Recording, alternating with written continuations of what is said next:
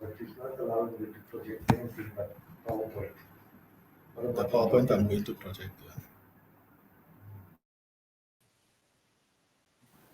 I'll try to see if I can see if there's a PowerPoint that I just can project. Okay? Okay.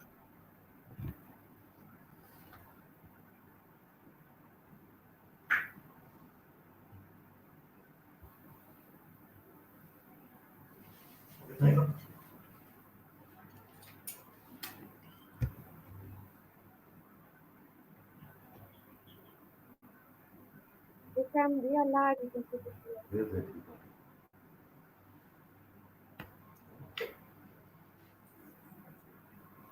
But they still have to assist me to open this.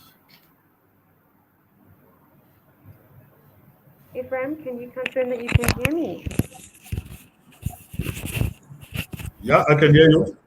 You can take us away. The audience is ready for you. We are live.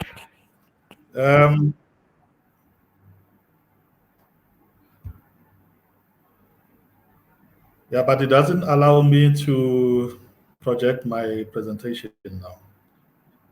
I can't So share. at the bottom of your screen, there is an icon that points upwards. Can you see that one? Yeah, it's closed. It doesn't allow me to open it. Okay. You can continue. Just start, and I'll try and get your presentation up for you. Okay. So just take us away in the meantime. Okay. Okay. Good afternoon, colleagues. Welcome to this particular student session. My name is Ephraim Megwa from the National School of Government, where I'm currently serving as the Director for Cadet and Foundation Management. What that basically means is that I oversee, training of young people, and also those people who are entering the public service from levels 1 up to level 8, as I will explain in the course of my presentation. So I am very aware of the fact that maybe some of you do not know. I have never heard about the School of Government, what it is and what it does.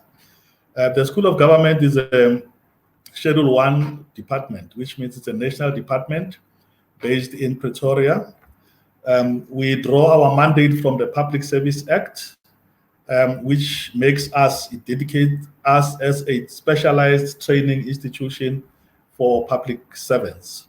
So we don't ordinarily deal with people who are not in the public service. We train people who are in government. We work very closely with provincial academies. We have an academy in Western Cape, Provincial Academy Western Cape, Provincial Academy KZN, Provincial Academy Free State, Provincial Academy Gauteng GCRA, and then we also work with offices of the premiers in the other provinces that don't as yet have their own academies. Or maybe we'll find one department that coordinates training on our behalf. We also work with institutions of higher learning, your universities. There are a lot of programs that they offer on our behalf. And that's who we are. And the other thing that we are responsible for, colleagues, which you'll probably get to know about as we continue, or maybe some of you have already heard about, it's the issue of professionalizing the public service. We have been given that mandate by cabinet to professionalize the public service. Professionalization means ensuring that people serve and deliver services in a professional manner, but also meaning that people belong to a particular professional body. If you are a teacher, for example, you will belong to the South African Council of Educators, SACE. It's a professional body that regulates your behavior and disciplines you and all that. If you are a nurse, you belong to the Nursing Council and so on. But we have millions of people who work for the public service as administrators, assistant directors, managers, and so on, who do not belong to any professional body. Therefore, there's no other institution besides their own departments that is able to hold them accountable. So we've been given that particular mandate to look into professionalizing the public service. We have put up a framework. People are busy commenting on it as it is. Yesterday and today, there's a ministerial task team that was meeting somewhere in Gauteng to look into that particular issue of professionalization. They will advise us further in terms of what more we need to do. Having said that, just to look at how we, the offerings that we offer, just background to the School of Government. We offer training in the areas of cadet and foundation development, your levels 1 to 8. In the area of middle management, your levels 9 and 12. In senior management, levels 13 to 16. And then your executives, up to the point of ministers and so on. In fact, sometimes last year we had a webinar which we hosted together with our colleagues from China, which was attended by the president himself. So we train everybody in the public service to ensure that people are ready for work, they are functional at work, they are relevant at work, and they also perform their work very well. Now, I'm now going to go into the topic of our session today, which is about breaking barriers to employment. In your program, it will say breaking barriers to employment into the public service or maybe into government. But I want to restructure that heading a little bit and say breaking barriers to employability. Because I think that employability is a much broader concept than just looking for employment. It's much broader than that. Now, there are some serious statistics here, which I think many of them were covered very well in today's presentations about the impact that COVID has had on employability of people, on jobs, and so on. In terms of the latest quarterly labor force survey for the first quarter, 36% people are unemployed in South Africa. And if you use the extended measures, it will give you about 43.2%. Unemployment among young people stands at about 46.3%, of which 9.3 are people who have some qualification, higher education qualification. So you can see that the issue of unemployment and employability of young people is a major problem. Actually, it's not only a problem in South Africa; it's a problem across the globe. And we need to continue to ask ourselves why and what is it that we can do. But perhaps before I go into any further details, colleagues, there's a poll that I would like you to take, and maybe you can take, as we continue, just so that we are able to see where you are, where are you, how are you positioned, what has been your thinking all along with regards to working for government, so on. Unfortunately, I don't have control over that poll, but my colleagues at Gtac will share that. They will share that poll and so that you can participate in the poll. So as you are busy participating, I will be going through this particular presentation. Now, when you go to the next slide, this graph that you see, it shows that of the 9.3% that we spoke about earlier, 52.4% are people who don't have matric at all. 37.7% are people with matric. And the graduates, inclusive, that is your university and also FAT colleges, they make up about 9.something%, of which about 2.1 are graduates, as in like people from universities. So perhaps at this point, we must say that you have done well already by getting that particular degree or working towards getting that degree, because you have taken yourself out of the masses of people who are seriously affected by unemployment. Yes, we understand that you are also affected, but by just getting that qualification, already you have put yourself in, a small percentage of people who are unemployed, which means that the likelihood of you getting employment is much higher because you have a qualification. Now, why is it so difficult for people to find jobs or to be employable? There are two main, areas. The first one is your external employability factors. These are factors that you don't have control over. Things that are happening outside of you. You don't have control over these ones. And then there are those what we call the internal employability factors. These are the perceptions that you yourself as a person have about your own employability. All right? And as you will see, that could be informed by a number of reasons. There are people, as we speak now, who might believe that, hey, you know what, I'm studying this degree, but hey, I don't know if I'll be able to get a job. All right? Those doubts, what causes those doubts for you to think that you might be able to get a job? And that is an internal employability factor. Once you begin to doubt yourself, it means that there are issues there. Okay. Now, let's look first at your external employability factors. What are these ones? Those factors that you don't have control over, right? Number one is the issue of the overall state of labor market. Now we know that the economy is not growing. The economy is not creating as many jobs as it should be.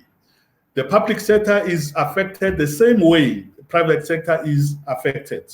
All right, because as you know, the state runs on generating income from the private sector through taxes and so on and so forth. So if the private sector is not growing, the economy is not growing, then you don't get enough revenue as the state. It becomes difficult for the state to create employment opportunities for young people and actually for everybody else. The second one is the issue of prestige of the university. That could be another factor that results in unemployability generally. I must say, though, that this is not an issue for us in government. This is not an issue for us in government. We don't really care which institution you went to. We will not employ you because you went to UCT or maybe because you did not go to that institution and so on. So we employ you based on the need, that we need somebody who can perform that particular task, regardless of which institution they come from. So the prestige of university, it doesn't really apply for us in the public service. It might apply, though, in the private sector,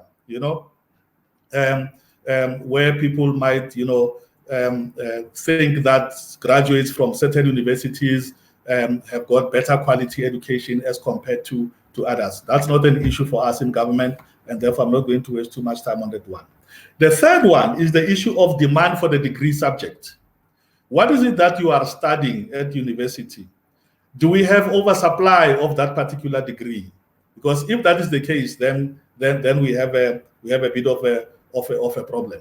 I was very interested yesterday when I looked at something that was done by a colleague from Gtac called the graphic harvesting. Look, to work for government, you don't necessarily have to have studied political studies. You don't have to have studied a BA. You don't have to have studied public administration and public management, whatever the case might be. All right, we can take you regardless of the university of the degree that you have studied, as long as we are looking for a person to perform in that particular area.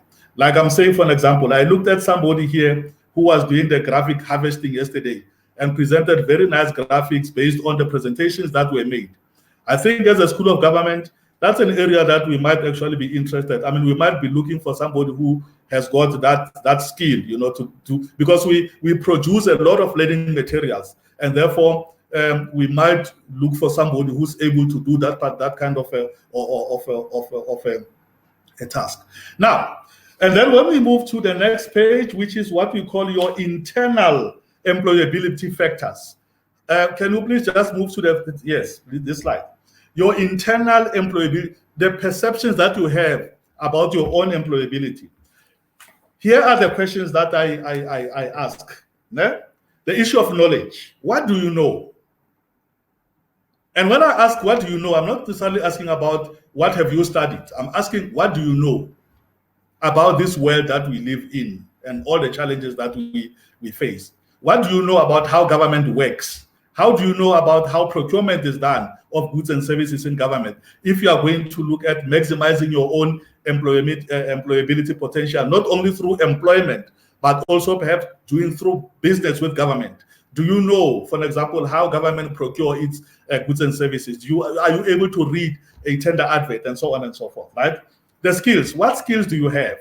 And again, it's not related to the qualification that you have, but it's about what is it that you are able to do? Are you able to organize? Are you able to facilitate? Are you able to assess? Are you able to do graphic harvesting? Those are the skills. What attitude do you have? What is your view of the world generally? Self-management. Are you able to manage yourself?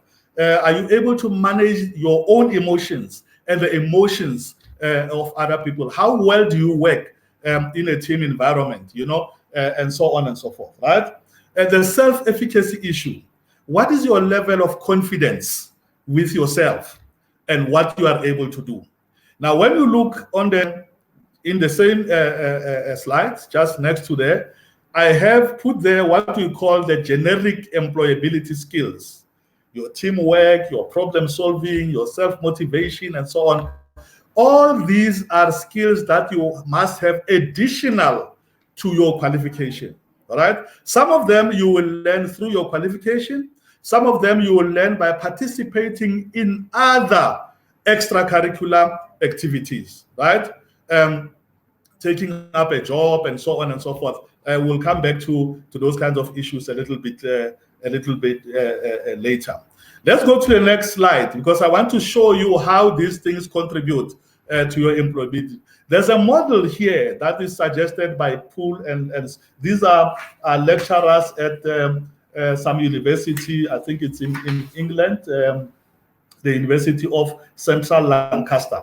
They have suggested this practical model of graduate employment. They call it the practical model of graduate employment. So let's look at what exactly does it mean.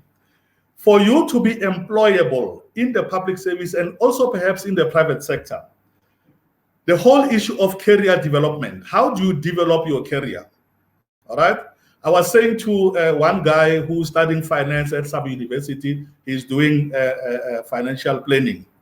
And this guy, the only time he applies for a job, it's when it says something around financial management. Otherwise, he will not apply for that particular job. He's got a finance degree already, but if it doesn't say financial management, he will not apply for that part. So this person, you can see that he's not thinking career. He's very limited in his thinking, because if you want to become a financial manager, you might have to start somewhere, all right, in the general space of financial management, and then build yourself up, I was getting some information about some principals who started, as principals, but today they are running their own auditing company. They were teaching accounting and economics in school. Now they've opened their own auditing firm. All sorts of organizations go to them and so on. So think career. And then, as you participate in all other small job opportunities, they give you experience, all right? They give you experience. The degree that you have studied gives you experience and some skills. The generic skills that we spoke about, when you, for an example, you work at your university, when there's a job opportunity there I used to work in the library at my university during my university days. You work with people, you talk all the time, you learn how to work with other people. Those things build up your generic skills that you will need in future. Your emotional intelligence, how you work with teams, how you work with other people, how you manage your own emotions, how you manage the emotions of other people, all right? All those things then will lead to what we call reflection and evaluation. Because remember, learning happens when you reflect on all these stimuli that come in. When you begin to reflect on what actually happened, what did I learn? That's when actually learning takes place. And all these things combined, they help you into building your self-efficacy. They build your self-esteem. They build your self-confidence. So when we call you for an interview, we find that you are fired because you have been built up by all these experiences. They've all contributed into building your confidence, your self-efficacy. When we call you for an interview, or you amaze us in the interviews, right? I want to go to the next slide. There are a lot of questions. Veronica, I don't know if you are the one who's projecting my pulse. You will pardon me because once I start, like I've started now, usually I'm on fire and it becomes very difficult. So please just keep showing those questions that people can contribute and we can look at them later. Let's go back to the slide above, the one on what do you think government should do? Because at this point, not this one, yes, this one. At this point, I wanted, before I make my own inputs, I wanted to engage colleagues a little bit to ask them, what can government do to make sure that it increases employability opportunities for young people? And what can institutions of learning do? And what, most importantly, what can you as a student do to enhance your own employability? Now, as you will be thinking about those, let me go to the next slide to give some inputs around what government is already doing. Maybe some of you already know about some of these things, but government has got a lot of policies, a lot of programs, a lot of initiatives to try and, assist young people. Earlier today, we heard about a whole lot of other initiatives, including your job fund from Mayor Najwa, if I remember, and from all other presentations that were made about all sorts of initiatives that government has put in place. Among these, for example, working with the private sector, the employment tax incentive, where government is trying to say to the the private sector, if you create employment for young people, then you'll get some tax incentives and so on. As government, we have also introduced a policy that says to apply for a entry-level position in government, your level from level 1 up to level, let's say 7, 8, and so on. You don't necessarily have to have experience. Yes, it is possible that in some of these jobs, for example, particularly when you go to level 7 and level 8, they might ask for a year or two, kind of experience, depending on what you are going to, depending on that particular job. But generally, it's no longer required for you to have any experience to enter a government job at entry level, your levels 1 up to level 8. We will need some experience to go into levels 9 and 9 to 12, because those are middle management positions.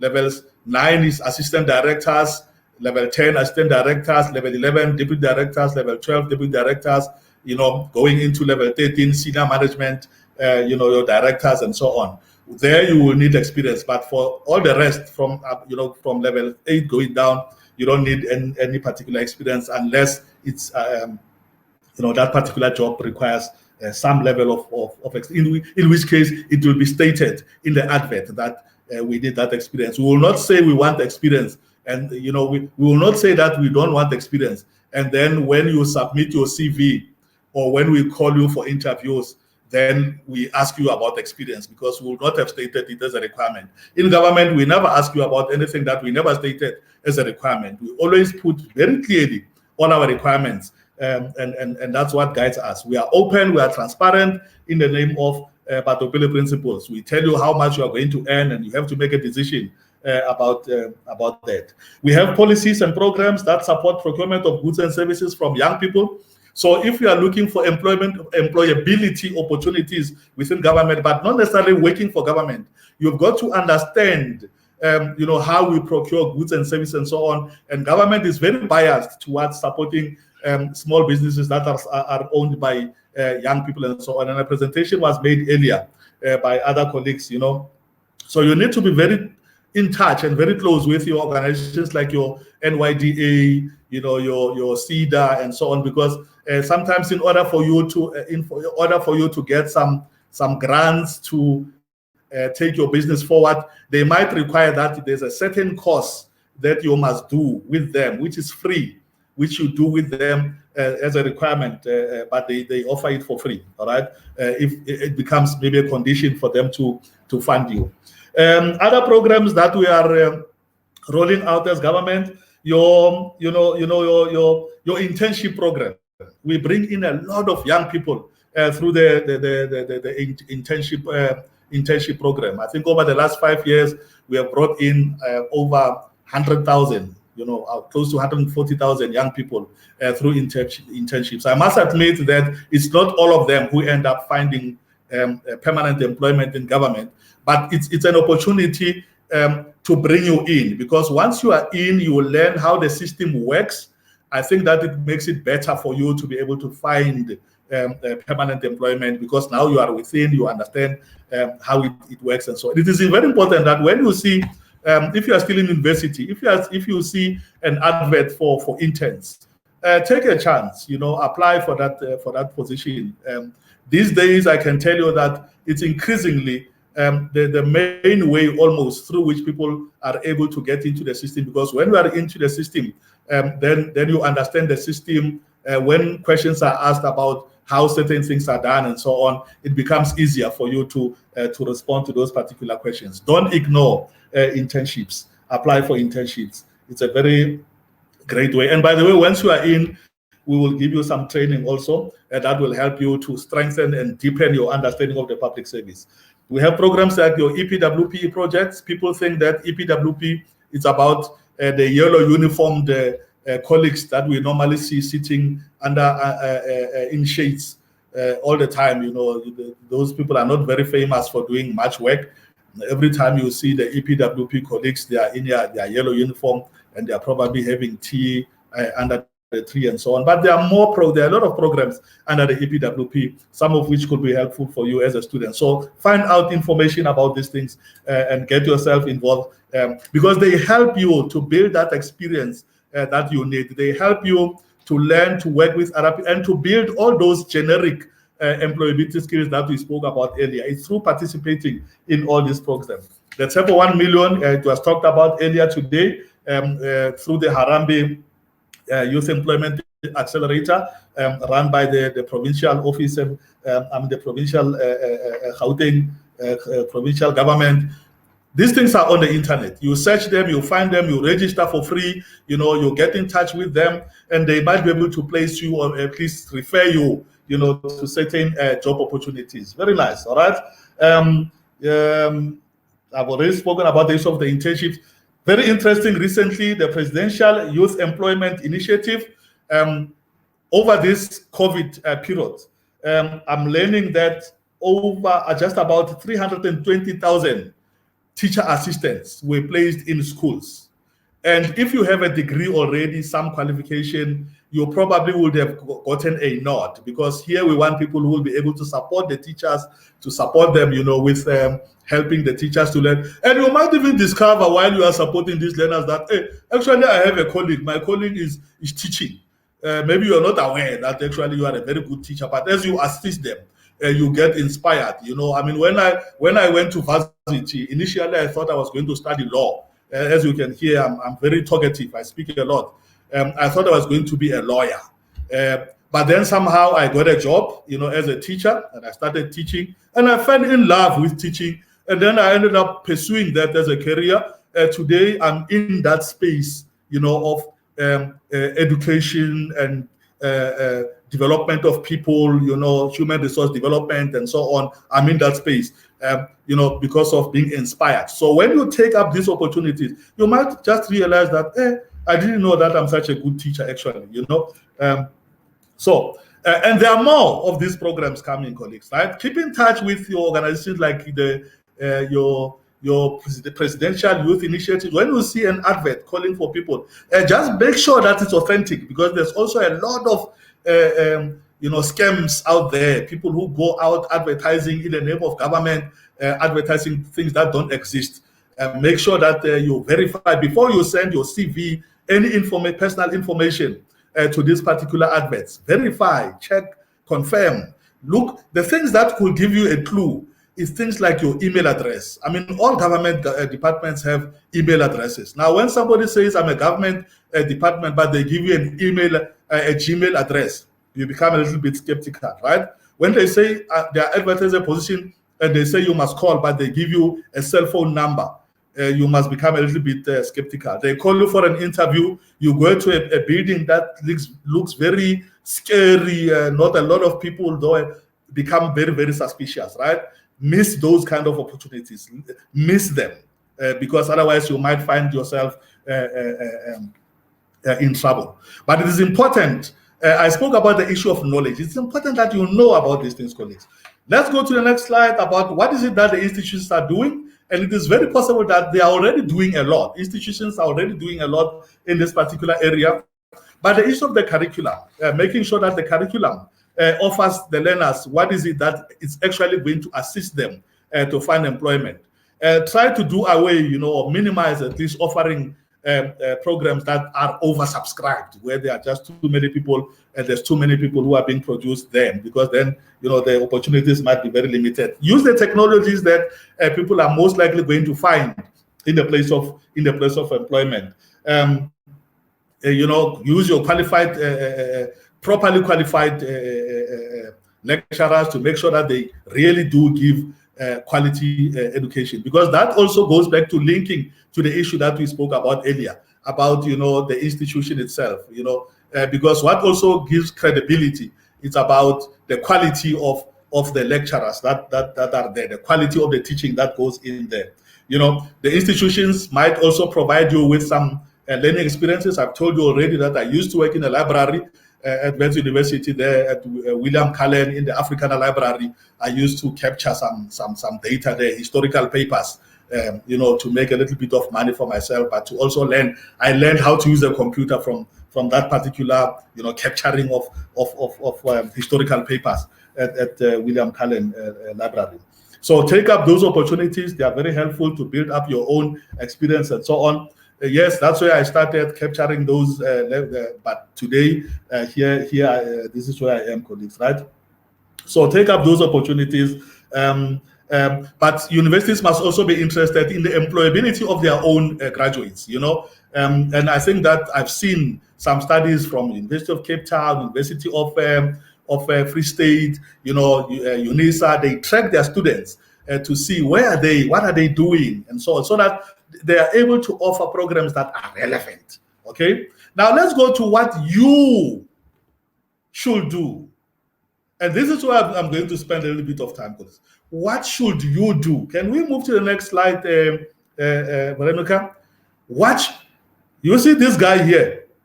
I'm showing this guy is you breaking the barriers. There are all these doors that are in front of you, and you have a responsibility to kick them, to open them. All right. Much of this breaking of barriers really lies with yourself, your own attitudes, your own behaviors, and so on and so forth. We create these opportunities, and you have to play your own part. The first issue is to take responsibility for your own career development. I've already spoken about this thing. Where do I want to be? Where am I going to start? How am I going to get there? All right? What opportunities come along the way. Colleagues, today I'm a director, right? But I started working in an NGO on a 3-month contract. 3 months went to another 3 months contract. It went to a 6 months contract. It went to a year contract. It went to a permanent employment. I ended up working there for 7 years. I resigned when I got a job in government to say I'm leaving. So I'm saying that even when you see a post, for an NGO, they say 3 months contract, go for it. You are going to learn a lot from that particular opportunity. And it might open up other doors for you to take yourself forward. So your road in building this career, it's not going to be linear. It's not going to be straightforward from degree to employment to being a director and so on. No, it's going to have ups and downs, lots of barriers, lots of. Be prepared, know where you want to go, and be patient. You will get there. Number two, I've already spoken about this. Get your extracurricular activities to build up those generic skills that we spoke about that are very, very important. Empower yourself with knowledge. Know what is happening around you. This is very, very important, colleagues. And it saddens me because I have seen a lot of young people who are in universities. Most of the times, they are on WhatsApp, they are on social media, chatting to friends and so on. I mean, I have this one who's studying finance. The other day, Tito, last year, I think it was earlier this year or even last year, Minister Tito Mboweni is going to present the budget speech for the nation. Oh, this guy is not even aware that the minister is going to speak, but he's studying finance. And I'm saying to him, Chief, you are studying finance, but you are not interested in what the Minister of Finance is going to say. I find that very, very bizarre. I find it very, very strange. You've got to be interested in knowing and understanding how this government works, especially if you have aspirations to ultimately work for government. You know, I remember I had a session on BB2E, and on that day, there was going to be a budget speech again. And I organized such that at the time when the budget speech was going to start, I was going to end my session. Of 30 graduates, I was going to end my session, and we all watch the budget speech. I'm telling you, by the time the budget speech ended, I was the only one left in that room. All of them were gone. Now you ask yourself, you know, what is it that these people actually want to know? Do they see themselves growing? What are their career aspirations? You know, because you've got to start somewhere and build yourself up. You don't just start up there, all right? Now let me go to the basics. Colleagues, we are in COVID. COVID has affected all the jobs, including in the public service. There are very small things that you've got to take cognizance of to get yourself out of this particular situation that you might be in. That is, if you are still an unemployed graduate looking for opportunities. I've already spoken about the issue of seeking information, knowing what is happening. Networking, it's also very, very important to network, you know, because when you belong to these networks, people share opportunities, they share knowledge, they share experiences and so on. Preferably if they are professional, you know, networks, prepare your CV, all right? Your CV has got to be able to speak for you. I checked with our HR today. Let me tell you, earlier this year, we advertised a position for a team assistant. A team assistant operates at the level of administrator, right? You know, administration level, your level 7 and so on. This is the guy who's going to support the team administratively. They organize, they make sure that when we go out, they've booked us, you know, places to sleep. They prepare our SNTs when we come back, make claims and things like that, right? We advertised one position for a team assistant. We received close to 1,000 applications. The intern I have here, who was part of the people who were capturing those statistics, was shocked. He's a graduate himself. He was shocked because now reality struck. He said to me, hey, sir, so many applications. No wonder they don't call us for interviews. So I'm saying that because you are in a very competitive environment. And what you do, how you project yourself, how you prepare that CV, how you prepare when you are called for interviews is very, very important. All right?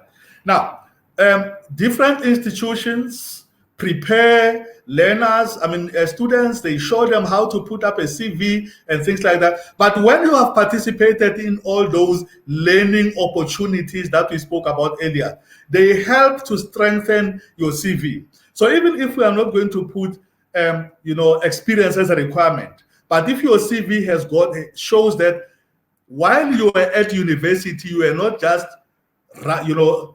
rushing for your distinctions. Because, sometimes you go out, you get all these distinctions, distinction in accounting, distinction in economics, distinction in all this. Any other experience, dololo. That works against you, all right? Because now you lack those generic employability skills.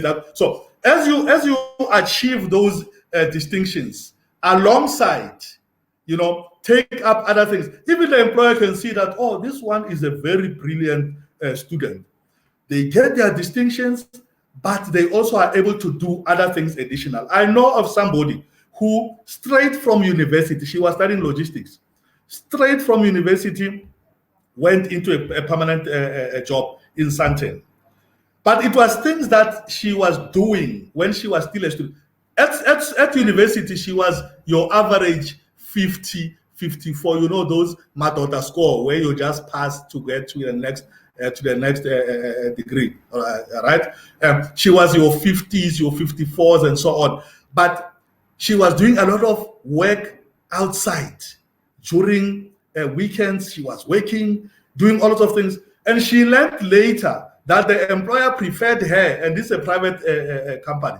The employer preferred her over all others because of the other things that she was able to do while she was a student. Because it shows that you are able to multitask, you are learning all these skills that will help you to be. So very, very important, right? Make sure you prepare your CV, you apply. Remember what I've said? Out of one position that we advertise, we get more than 1,000 applications. And remember, only 6 of those people may be shortlisted. Out of more than 1,000, only 6 may be shortlisted. So where will you be? When you apply for that job, where will you be? Will you be part of the 6? What will make you to be part of the 6? What in your CV will make us push you? Because at that point, we don't know you. We only know your CV. We see your CV. That CV must speak to us. I always say to the students, I'm not interested in that you were president of SRC at Wits University or president of SRC at UCT. Show me what were you doing as president of, what are the skills that you learned when you were president of those things must be clear in your CV. Don't just say president of SRC, University of KZN. No, what were you doing when you were president of SRC? You were organizing, you were negotiating, you were solving problems and so on. Those are the kind of skills that will make you part of the 6 from the over 1,000 that will be shortlisted for. So it's very, very important. All right. Apply yourself when you are given opportunity. Some of you might be interns. When you are an intern, you have been given opportunity. Use that opportunity so that when a permanent position comes and you are shortlisted, that position must be yours because you already have an experience, right? But that will depend on whether you were able to apply yourself to take opportunity that was granted to you. Did you learn the things that you needed to learn? So that, because when we shortlist you, it will not be because we know you, but because otherwise then why did we advertise the post if we know already who we are going to employ?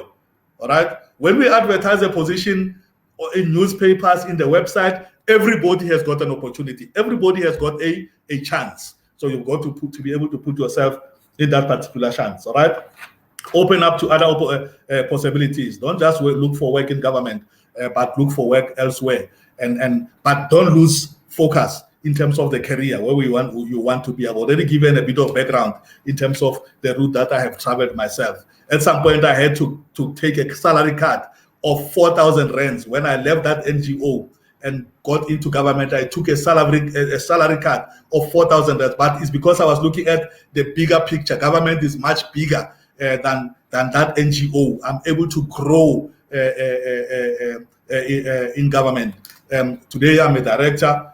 I'm also an acting chief director for this particular unit that I'm in now. Although the post has been advertised and people will apply, maybe somebody from outside will get it. It's fine, no problem. work continues. We are not going to fight because of government jobs and so on and so forth. But I'm just trying to illustrate, colleagues, the importance of positioning yourself, making yourself, adequately well prepared for these opportunities. Now, what do we as a School of Government do for young people? I've already indicated that we don't really interact a lot with young people. We have just established this new unit for youth and development, right? Part of it is going to develop programs for young people, try to assist them to get opportunities in government and so on. So the details will emerge much later when this unit now gets concretized and it's got a very clear program of action. But already there are courses that we are offering to young people. We have a course that we call Breaking Barriers to Entry into the Public Service. We use it as an induction and orientation course primarily for your interns. When you get into a particular department, they will book you to come and attend BB2E so that you understand how government functions, so that you understand how it is structured, how it functions. You understand the Constitution, what it means for us as public servants. You understand, where we deliver services, what our strategies. You understand how we administer public services, how we manage our funds, the procurements and so on, and how we go through recruitment processes. We take you through all that so that you are able to perform well in that particular internship with a very good understanding of how government, so that you are also not used. You must not have an excuse to say that I didn't know. You see, this thing of saying I didn't know doesn't work. And that's why we induct people when they come into the public service. And that is by a ministerial directive. The minister said everybody who comes into the public service must be inducted so that they don't come up with excuses later when they are arrested for corruption. They say, I didn't know. It doesn't work like that, right? So we have that course that we offer to young people in the internship.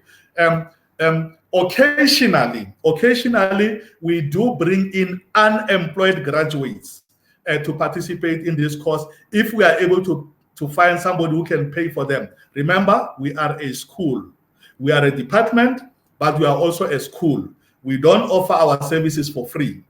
When a department wants to book people for training by the School of Government, that department will pay a certain amount of money so that we are able to recover the cost of developing our material, printing it, couriering it, producing certificates, and so on and so forth. But we also have a lot of online courses, some of which are free. And I want to say to you, all of you who are here today, in order to enhance your understanding of government and so on, if you go to our website, which is www.thensg.gov.za, and you go to our e-learning portal, you will find a lot of free online courses where you can just register and you do the course, let's say about the Constitution, about performance management. You do them, you print your own certificate. So when you start that course, you might as well just buy yourself a frame, because when you finish the course, you print the certificate, you frame it, you put it there, you've completed the course. And you can show in your CV, when you apply for a position in government, I've completed already understanding the Constitution.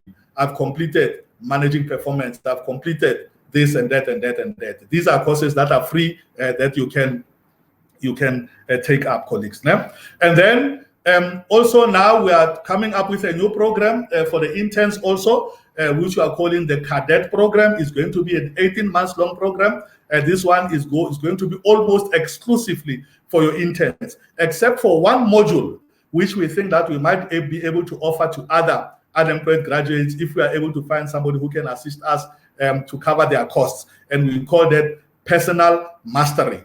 It covers issues around understanding yourself, managing your emotions, critical thinking, solving problems, entrepreneurship, and so on. So we have that particular program as well. All right. So, colleagues, I think I've spoken a lot. I don't even know how much time I have taken, but I think that brings me to the end of this particular presentation. And as I'm saying there at the end of it, I'm saying, may you be the winner. May you be the winner. You know, all these opportunities and so on. Look out for government opportunities, apply for those jobs. Please know that the competition is very stiff. If you apply for one position, you must know that there will be many others. The other thing that I want you to say in terms of knowledge, colleagues, you need to know, you know, understand how government works. There's this young guy, I gave him an advert from National Treasury. This advert has got a number of positions. One of the positions there is budget analyst, but it's also got positions for interns. So I'm giving him this post. I'm thinking that he's going to apply for an internship in National Treasury.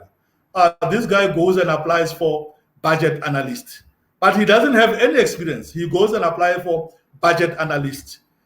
So I asked him, have you applied for the jobs? He says, yeah, I applied for the one on budget analyst. Then I go and look at what are the requirements for budget analyst.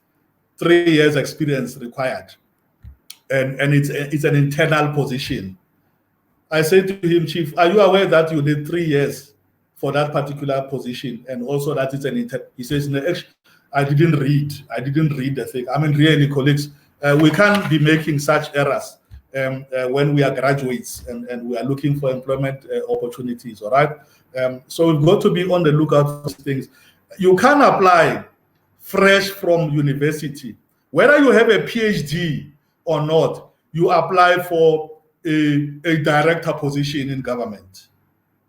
Because policy is very clear that to be appointed as a director, senior management level, you must have served at deputy director level for at least 5 years. Also, you must have completed a course that we offer here at the School of Government, which we call Nyukela. You will not be appointed as a director or a chief director unless you have been in a management position for 5 years and you have completed a program that we call Nyukela.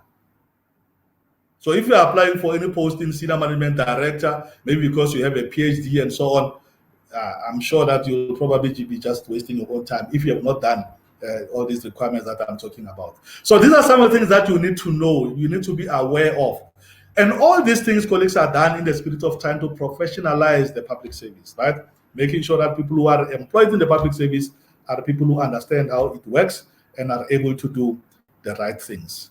Having said that, I don't know if my colleagues from Gtac are able to show us the stats, because I had said I wanted to see, you know, whether, you know, as you are studying, did you enroll for that degree because you wanted to work for government or not?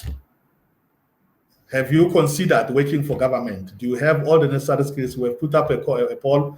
I don't know if you've completed it, but we'll look at all those.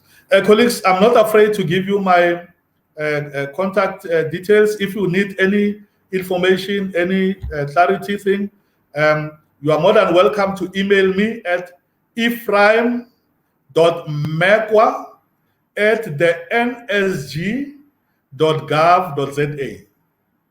ephraim.mekwa@the-nsg.gov.za. I always respond to questions and so on. I'm a very good public servant, so I always respond if people need more information. Colleagues, I want to thank you very much. If you are able to, please participate in that poll. We'll really, really appreciate. Thank you very much.